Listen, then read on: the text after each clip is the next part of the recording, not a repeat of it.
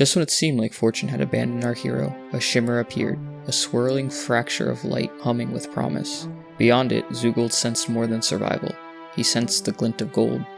With the price of the WoW token rising, his pockets have yet to feel the weight of any serious coin. Pressure is mounting, but will stepping into the unknown change the course of his fate? In this episode, as prices of Zulgold's wares are steadily decreasing, his usual grind isn't cutting it. Not if he wants to leave Durotar in this century. The WoW token is now sitting at 235,000 gold, and Zulgold is nowhere near even reaching half that amount. He sits at a measly 13,599 gold, but the call of Ragefire Chasm might just change that.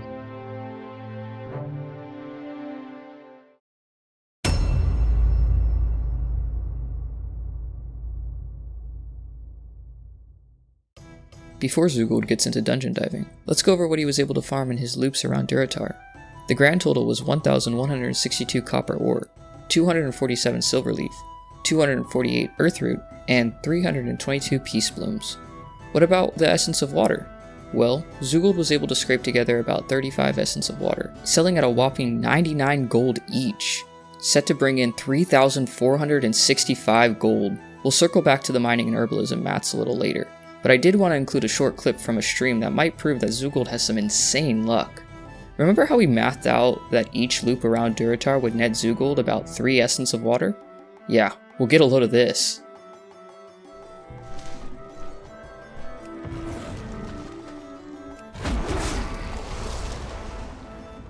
Essence of water, there we go, that's what we're looking for.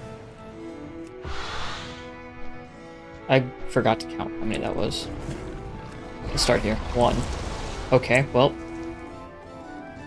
Maybe I should just count every time. Alright, start here. 1. Oh my god, what is happening? Hello?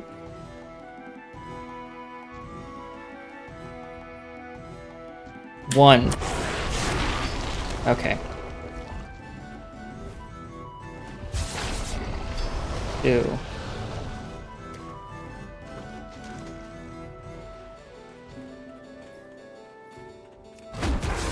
3.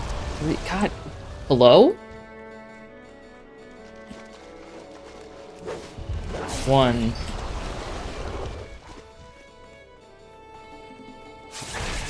2. Bro. Hold up. What is happening right now? I just got 1, 2, 3, 4, 5, 6 essence of water. Right? 1, 2, 3. I don't know why I clicked that. 1, 2, 3, 4. 4 essence of water. Okay. 1. Bro. Ain't no way. 1.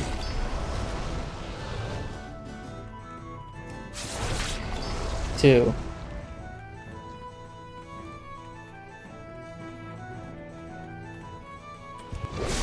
3. 4. Oh, lumberjack axe. Saw another one back there. Oh, okay. 4. 5. Okay, that's more like it. Pretty crazy, right? And it'll probably never happen again. Now to the part that, at least, I've been super excited about. As hinted at the end of last episode, Zulgold is going to start trying his hand at the dungeon under Durotar, Ragefire Chasm. Firstly though, he needs to prepare, and up until now, Zulgold has just been fighting the average enemy, with the occasional rare sprinkled in. Nothing too complicated. So he's not the most skilled fighter in the land. Ragefire Chasm is meant to be tackled by a group of 5, but Zulgold is a one-man show. It's going to be difficult. Zulgold has been sticking to the auto attack button that chooses what attack to use next, so he needs to get familiar with his rotation as a druid. Currently, Zulgold is running a feral build, but I have noticed that this is primarily single target focused, at least for the auto attack. Playing as a feral build has been a slog when it comes to things like farming essence of water, but I don't know if the same will go for something like running Ragefire Chasm. So, in the name of science, Zulgold is going to do his first run of Ragefire as a feral build and see what the outcome is. The rotation of attacks he will use is as follows. Zulgold will attempt to start in stealth by using Prowl. His first attack will be Rake, then followed by Thrash and Swipe. At this point he'll pop some of his cooldowns, Berserk and Tiger's Fury, and from here, It's all about getting combo points. So he will spam swipe until he receives 5 combo points, then a finisher with Ferocious Bite. If anything is left standing, and let's be honest, there probably will be a good amount of enemies, Zulgold can switch to his normal form and spam out some Moonfires for additional damage over time, before rinsing and repeating. In theory, this should work well, but in practice, well, let's switch back over to Zulgold to see if there's any performance anxiety with the plan of action. Alright, so I forgot that Ragefire Chasm was a dungeon here. And I think it's time we finally attempt to make some gold off of this. So these quests look like they'll bring in, what was that? I saw 10 gold. Yeah, 10 gold. 10 gold. 10 gold. So 30 gold. Not amazing, but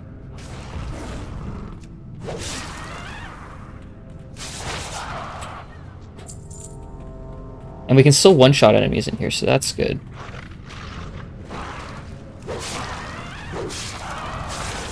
Okay, this is going to be significantly easier than I expected it to be. I see.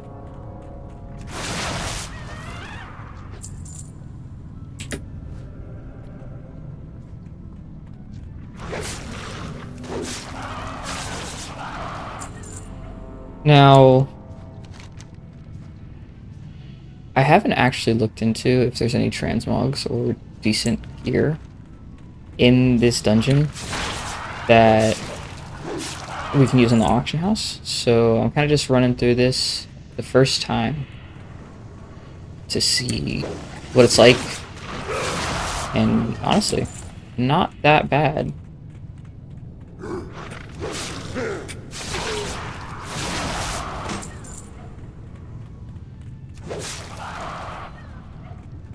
The first boss?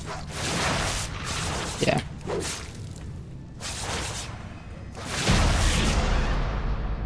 Oh.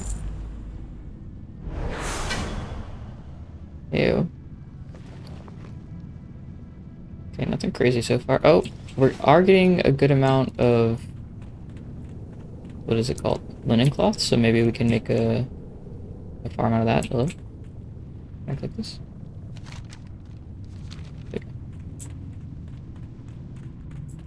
Oh, those are soulbound. No, we can't sell those on the auction house. That makes sense.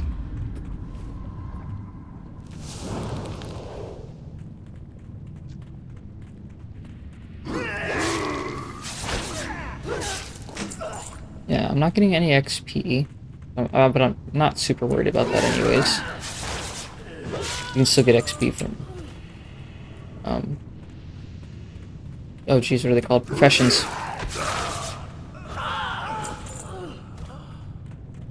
Spellbinder's pants. Ooh.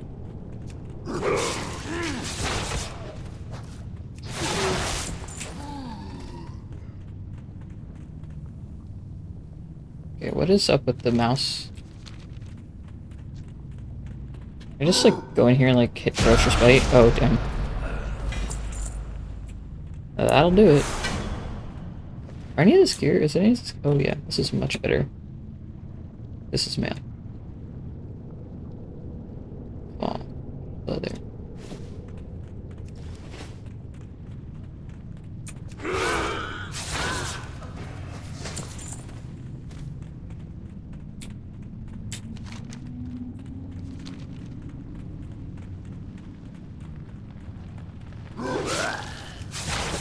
So I forgot that soulbound items are a thing because I've been doing the grinding stuff for so long. But that's fine. We can always vendor it. And we're making decent gold from the enemies, so I can't really complain. I might need to look back at the chat logs and see how much gold you make in one run just from killing enemies.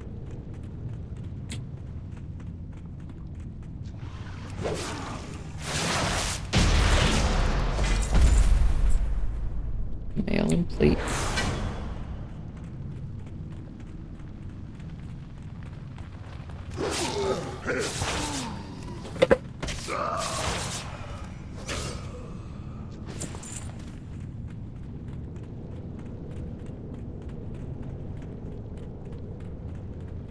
Something tells me there's going to be too much. Just roll back and look at. So I might just have to run it again, which is fine. I'm going to be running this a lot, I think. How much linen cloth do we have? 35 already? Nice.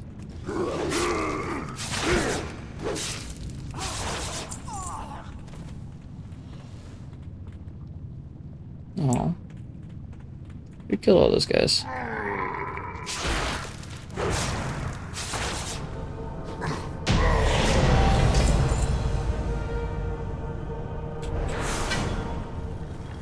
Is that the last boss? Oh, wow, that was significantly easier than I expected it to be. All right.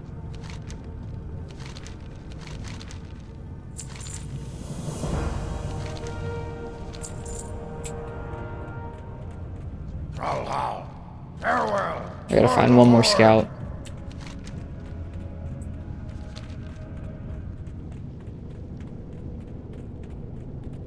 I totally forgot to go into prowl mode that whole time.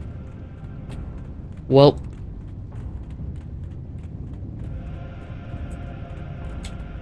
Where did I miss the scout? Like, I got to... No.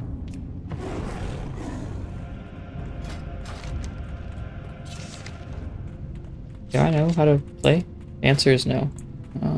Where's Dash? There we go. Oh, did I missed this boss? Item upgraded. What does that mean?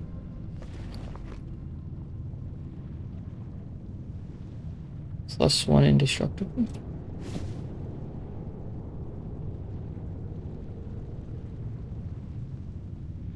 I'm not sure exactly what that means.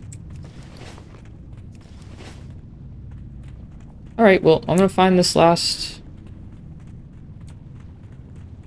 what, grunt? Is that what they're called? I'm gonna find this last grunt, and then...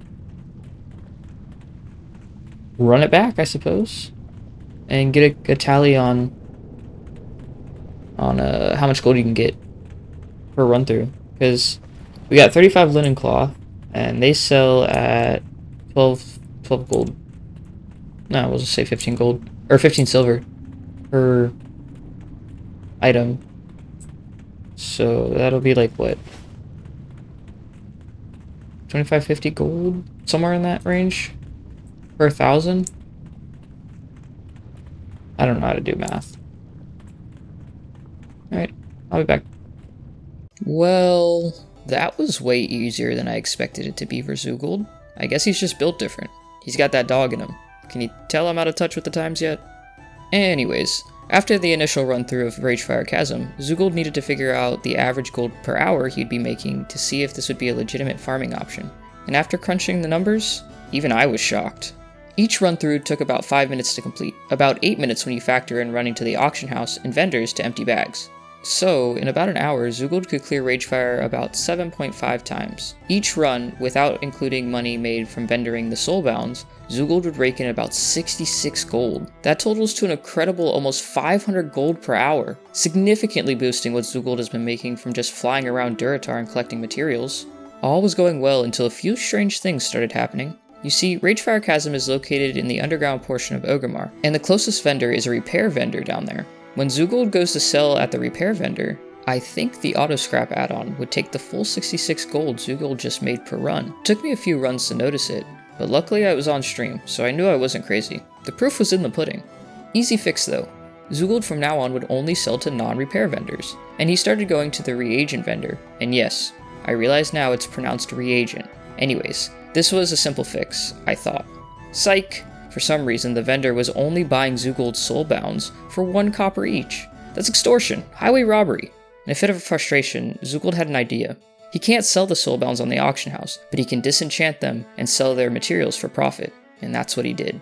In doing so, Zulgold began to see the profit in production professions. Remember all those copper and herbs that he had been saving, waiting for the market to go back up? Well, Zulgold just found a better way to increase their value. That's right, alabaster pigment and delicate copper wire. You see, copper ore is only selling for 3 gold apiece, and copper bars for 4 gold. Delicate copper wire, on the other hand, is going for 9 gold each. This is triple the raw ore price. Herbs are floating around 3 gold each, and alabaster pigment is selling for 6 gold each, doubling the raw herbs. Zulgold was seeing dollar signs all around him.